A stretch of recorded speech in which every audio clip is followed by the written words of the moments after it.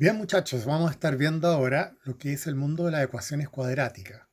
Para que ustedes se den cuenta, estas ecuaciones logarítmicas, cuadráticas, qué sé yo, todo lo que hemos visto, son básicamente relaciones que hay entre variables. Por ejemplo, una ecuación de segundo grado, que tiene la forma x cuadrado más bx más c igual 0, ustedes la pueden graficar.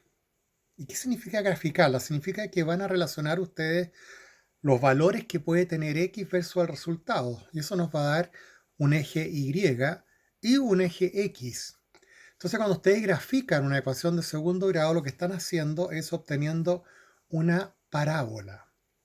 Entonces, si ustedes se van a la materia que les pasé, vayan a la lámina 2 que tienen ahí, ¿no es cierto? Y se van a encontrar con que yo les pongo ahí la ecuación de la gravedad. Fuerza igual a una constante, que una constante g por m1, m2 partido por r cuadrado. A propósito de eso me acuerdo cuando tenía la edad de ustedes y me gustaba con las pololas, qué sé yo, me acuerdo que una polola me pateó. Cuando me dijo que no quería pololear conmigo, entonces lo que yo hice fue, porque es doloroso que a uno le digan que no, entonces lo que hice fue me senté al lado de ella, no, me pegué al lado de ella y me volví a declarar y me volvió a decir que no, entonces yo le dije, ¿sabes qué más? Acabas de demostrar que las leyes de Newton son falsas. ¿Por qué? Me dijo ella. Porque resulta que las leyes de Newton dicen que la atracción entre dos cuerpos tiene que ver con la multiplicación de las dos masas. O sea, si tú pesas, qué sé yo, 50 kilos y yo peso 70 kilos, multiplico esas dos cosas y por una constante que es 6,67 por 10 elevado a menos 22 o 23, no me acuerdo bien, y eso partido por r al cuadrado. Entonces, si yo me pongo al lado tuyo, es decir, que estamos a una distancia prácticamente de cero, mi atracción debe elevarse hasta el infinito, cosa que no ocurrió. O sea que estamos mal. Bueno, el peso es igual entonces, como se dice acá, a la masa por la fuerza de gravedad. Pero no se le ocurra a usted hacer este cuento de la atracción con una chiquilla poniéndose al lado, porque eso no va a funcionar. Yo lo demostré por lo menos. Después tienen ustedes los agujeros negros, que también funcionan con esta ecuación, pero si ustedes ven ahí se van a encontrar con que el Sol tiene una masa de 1989 por 10 elevado a 30 kilos, o sea, es como una tremenda estrella. Y la masa de la Tierra es 6 por 110 elevado a 24 kilos, o sea, la Tierra es muchísimo más chica que el Sol. En este planeta puede que yo pese, por ejemplo, 95 kilos, algo por ahí, y en el Sol pesaría 28 veces más, o sea, cerca de 2.600 kilos. Entonces ustedes se dan cuenta que la masa es la misma, pero la relación entre la masa y la fuerza de gravedad va dando el peso real que uno está teniendo, como la sensación de peso. Si yo me voy a la Luna, mi masa sigue siendo la misma, pero la masa multiplicada por la gravedad que tiene la Luna, yo llego a que pesaría un sexto de lo que peso en la Tierra. Ahora, en la lámina 4 ustedes van a ver que una ecuación de segundo grado es una ecuación en que hay por lo menos un término que está elevado a- al cuadrado, o sea, a 2. Si las incógnitas son x, los términos de segundo grado son entonces x al cuadrado. Y la resolución de estas ecuaciones de segundo grado, aunque les parezca raro, tienen que ver casi con eh, miles de años atrás. Ya estaban viendo cómo resolver este tipo de problemas. El origen se remonta a más de 2000 años antes de Cristo, o sea, 4000 años atrás. Y la solución a las ecuaciones cuadráticas fue introducida en Europa por un matemático judeo español, Abraham Bar Hibya, en una obra que se llama Liber Embadorum siglo XII. Bueno, En la lámina 5 se van a encontrar ustedes con lo que es la factorización, cómo se ordenan los términos de una ecuación de segundo grado. En la ecuación 6 se van a encontrar con la forma de una ecuación cuadrática, que es básicamente lo que hemos visto, ¿no es cierto? Ax cuadrado más bx más c igual 0. Y esa ecuación, ¿cómo la resolvemos? ¿Qué se entiende por la raíz de la ecuación cuadrática? ¿Qué es lo que es? Cuando le dicen a ustedes calcule las raíces de la ecuación ax cuadrado más bx más c igual 0, ¿qué es lo que le están pidiendo en el fondo? Es cuando esa ecuación ax cuadrado más bx más c igual 0. Es decir, ¿en qué puntos la parábola que define esa ecuación corta el eje de las abscisas? O el eje X, como ustedes quieren. Y en ese caso, se van a encontrar ustedes con que puede haber ninguna solución, ninguna raíz, una solución o pueden haber dos raíces. No hay más de dos raíces, ni pueden haber ninguna raíz, o sea que no hay ninguna solución en los números reales. Una raíz cuando la parábola corta el eje de la abscisa en un solo punto, o dos raíces cuando la parábola corta el eje de la abscisa en dos puntos. Vamos a entrar un poquito más en detalle después, pero se van a dar cuenta ustedes que esta solución, ax cuadrado más bx más c, tiene como solución, en la lámina 8 se van a encontrar con que x es igual a menos b más menos b cuadrado menos 4c partido por 2a. Y eso es más o menos ¿no es cierto? Eso es lo que define la ecuación de segundo grado. Ahora, ¿dónde se aplicaba esto mucho? En la siguiente lámina yo les puse una cosa más anecdótica que de otra forma, en la cual les muestro una cosa de balística. Y al costado derecho de esa lámina se van a encontrar con los consejos que le daban a los tipos que manejaban los cañones de las carabelas o de los galeones antiguos, cómo apuntar al blanco enemigo. Y ahí está indicado, ¿no es cierto?, a qué distancia está el barco. Si está más o menos lejos, hay que apuntar a la punta del palo mayor. Si está a una distancia media, apuntaba al punto medio. Y si estaban muy cerca, apuntaban en forma horizontal el cañón. Porque ellos habían calculado que la bala sigue una trayectoria parabólica. Entonces, esa era la forma que ellos más o menos, calculando la velocidad que salía la bala del cañón antiguo y el ángulo, la relación entre la velocidad y el ángulo y la distancia, podían más o menos a punta de dedo, así como al cálculo del buen cubero, calculaban más o menos cómo llegar al blanco. Esto se hizo bastante más crítico en los barcos de la Segunda Guerra Mundial. Si ustedes van a la siguiente lámina, se encuentran con el acorazado Yamato, que era el acorazado más grande que se ha hecho en el mundo nunca. Es un acorazado de 75.000 toneladas más o menos. Los japoneses tenían más facilidades para hacer estos barcos grandes que los gringos, que los norteamericanos. Porque los gringos tenían una restricción. Los barcos que ellos fabricaban, lo que ellos hacían, los acorazados que ellos hacían, tenían que ser compatibles con el Canal de Panamá para que pudieran pasar estos barcos del Océano Atlántico al Pacífico en forma fácil.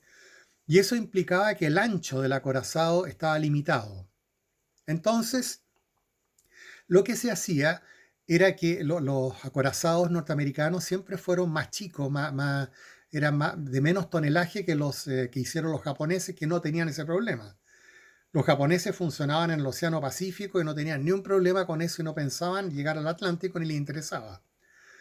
Entonces ellos tenían barcos que podían ser mucho más estables, más anchos, una eslora mayor, como se llama el ancho, y con eso podían tener armamento también muchísimo más potente o algo más potente que el que tenían los norteamericanos. Piensen ustedes que Yamato tenía cañones de medio metro de ancho y cada bala que le echaban a ese cañón pesaba cerca de 1.400 kilos. O sea, es como disparar un Toyota Corolla, digamos, a 42 o 43 kilómetros de distancia por ahí. Ese era el alcance que tenía.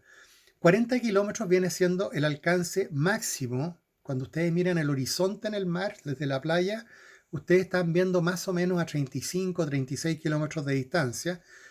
Y si se colocan ustedes en la punta del mástil del barco, o donde yo les puse aquí, donde se ubica el telémetro, la distancia que ustedes pueden observar llega hasta los 43 kilómetros aproximadamente. Esa es el horizonte en el mar está como a, depende de la altura que la estén viendo, pero más o menos va entre 35 a 43 kilómetros. Entonces, con estos barcos nuevos, los barcos alemanes, los japoneses, los norteamericanos tenían el telémetro, que era un aparato largo, era como una barra larga que tenía como 10 metros por lado, y esa barra lo que hacía era determinar la distancia al cual se encontraba el blanco desde el barco. Entonces con eso podían calcular a qué distancia estaba el barco al cual deseaban hundir, y con esa distancia introducían el dato en el computador que tenía el barco, que era un computador bastante más primitivo que usan ustedes con sus celulares, en fin, pero un computador que les calculaba inmediatamente el ángulo al cual debían poner el cañón para poder entrar para poder llegar al blanco y llegar bien al blanco y apuntarle al barco enemigo. Y esto estaba también, estos computadores antiguos también tenían la posibilidad de calcular el ángulo del cañón, tenía que ver con el balanceo del barco, entonces funcionaban las dos cosas juntas y eran impresionantemente exactos. El Bismarck, por ejemplo, de un solo cañonazo hundió un barco inglés, el Hood, que era el barco insignia de la flota inglesa, con un solo disparo de sus cañones, aprovechando estas facilidades del telémetro, distancia, el computador, el balanceo del barco, todo ese cuento. Lo hizo ñaco el barco y no hubo, creo que 3 sobrevivientes después de eso. Bueno, volvamos a la materia. En balística, ustedes en la lámina 11 tienen ustedes ahí las ecuaciones que describen el movimiento horizontal y el vertical. Acuérdense que cuando disparan un cañón con un cierto ángulo, van a tener una velocidad vertical, o sea, la bala empieza a subir, ¿no es cierto? Y después cuando llega al punto extremo empieza a caer. Pero junto con eso tiene un movimiento horizontal. Entonces, si ustedes sale el cañón con una velocidad de 2.500 kilómetros por hora, por ejemplo, eso si está a 45 grados tiene entonces una componente horizontal que viene siendo 2.500 por el coseno de 45 grados y la componente vertical sería 2.500 por el seno de 45 grados. Con eso pueden calcular ustedes cuánto es la velocidad hacia arriba y cuánto es la velocidad horizontal. Y uniendo esas dos cosas pueden llegar a determinar los puntos que les interesan de la parábola que están definiendo. Si van a la siguiente lámina, la lámina 13, se van a encontrar ustedes con unas parábolas con máximo, que son las parábolas que se usan en balística. Entonces cuando disparan, aquí estábamos disparando, ¿no es cierto?, casi a 90 grados, pero está describiendo, ¿no es cierto?, el recorrido de la bala. Ya todo esto para que ustedes sepan como cultura general, el máximo alcance de una bala, de un cañón, el máximo alcance se logra cuando el cañón está en 45 grados. A menos de 45 grados el alcance es menor, entonces hay una relación, ¿no es cierto?, entre el ángulo del cañón, el alcance, están relacionados esas dos cosas y pueden ustedes graficarlo. Después tienen ustedes en la lámina 14, ahí empezamos nosotros a definir cómo determinar si un punto del plano está en una parábola. Si ustedes tienen, por ejemplo, la ecuación x cuadrado más 3x menos 5, y yo quiero saber si el punto 1, menos 1 está o no en la parábola, está contenida, ¿qué es lo que hago? El punto 1 menos 1 significa que tiene un punto con y vale menos 1 y x vale 1. Entonces reemplazo y igual 1, pongo ahí que x cuadrado más 3x menos 5 igual 1, y donde aparece x reemplazo por 1.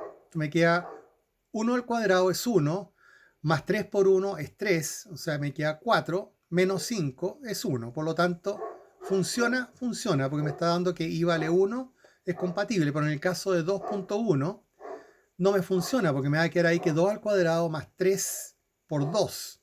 O sea, 4 más 6 son 10 menos 5 me da 5.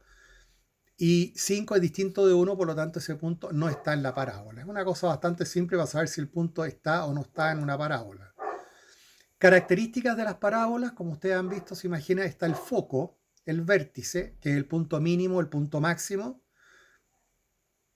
Y con eso pueden ustedes más o menos ya conocer la parábola. Después las parábolas pueden ser con concavidad hacia arriba o hacia abajo. Si en la ecuación de segundo grado el término a es mayor que 0, ax cuadrado más bx más c. Si a es mayor que 0, quiere decir que tiene una concavidad hacia arriba. Y si a fuera menor que 0, la concavidad hacia abajo.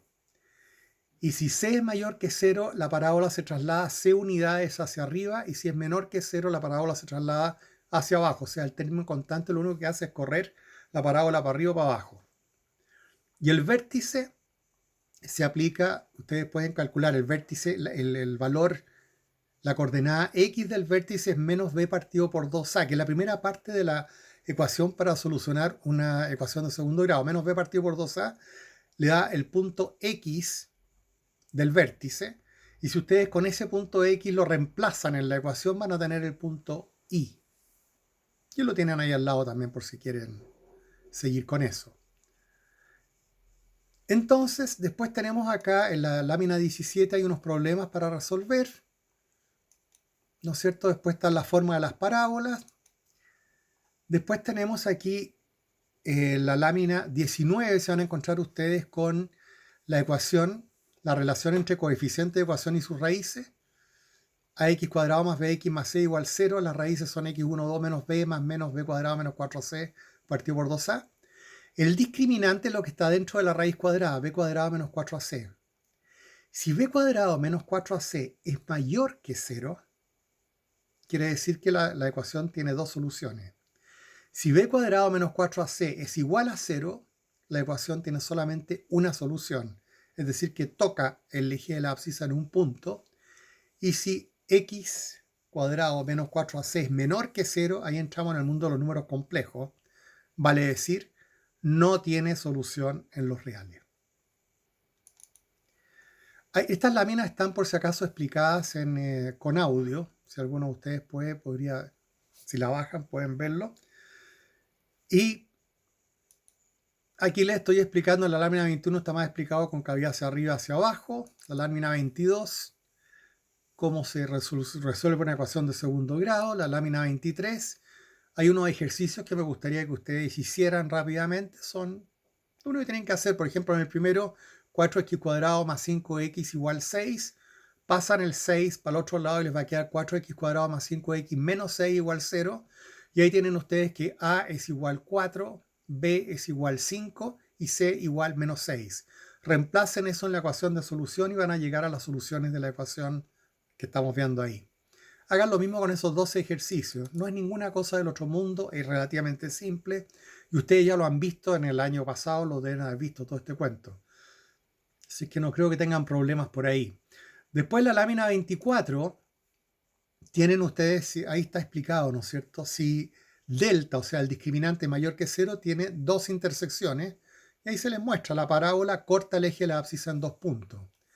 Si el discriminante igual 0, la curva verde que está al medio toca la abscisa solamente en un punto. Y si delta es menor que 0, no hay intersección. O sea, está volando la curva para arriba o para abajo. Lo que yo les explicaba alguna vez en el curso, ¿no es cierto? Que son las parábolas que están con volada. Y aquí estamos viendo nosotros el vértice de la hipérbola, que ya se lo expliqué cómo se calculan los vértices, ¿no es cierto? Y finalmente tenemos en la lámina 26 ejercicios para determinar mínimos y máximos. Tenemos la ecuación 4x cuadrado más 5x menos 6 y les estoy pidiendo a ustedes que calculen, ¿no es cierto?, el máximo, el mínimo, todos estos valores, y ahí pueden ustedes ver de dónde saco el valor x, y en la última lámina está esto ya graficado. Bien, ustedes van a tener que hacer ahora los ejercicios de la página 71 de la guía de ejercicio del cuadernillo de matemáticas. Y eso quiero que me lo entreguen el día lunes 11. Son 20 ejercicios aproximadamente, pero no creo que tengan problema en eso. Y me lo entregan el lunes 11. Acuérdense que si lo hacen todos tienen un 7, si hacen un 75% un 6 y con la mitad tienen un 5. Y si hacen menos que eso, mejor ni me pregunten. Ok, eso sería, muchachos. Suerte y nos vemos.